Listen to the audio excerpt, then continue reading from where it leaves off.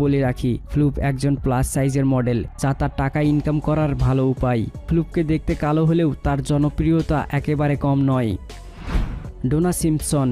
ডোনা 1967 সালে আমেরিকাতে জন্মগ্রহণ করেছিলেন। ডোনাকে দুনিয়ার সবথেকে মোটা মহিলাদের তালিকাতে রাখা হয়। তার ওজন প্রায় 453 কেজি। ডোনা 2008 সালে এই অবস্থাতেই একটি বাচ্চার জন্ম দেয়। ডোনা এখন পর্যন্ত পৃথিবীর সবথেকে মোটা গর্ভবতী মহিলা, আর সেই জন্য তার নাম গিনিস বুক অব ওয়ার্ল্ড রেকর্ডে উঠে যায়।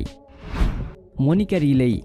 মনিকার স্বপ্ন ছিল পৃথিবীর সবথেকে মোটা মহিলা হওয়ার, কিন্তু তার এই স্বপ্ন কোনোদিনও পূরণ হয়নি। বর্তমানে মনিকার ওজন 317 কেজি। মনিকা দিনে 10,000 ক্যালোরি গ্রহণ করে। মনিকা যাতে পৃথিবীর সবথেকে মোটা মহিলা হতে পারে, তার জন্য তার স্বামী তাকে সবসময় সাহায্য করে। জানলে অবাক হবেন, মনিকা প্রেগনেন্ট হওয়ার জন্য 90 কেজি ওজন কমিয়েছিল।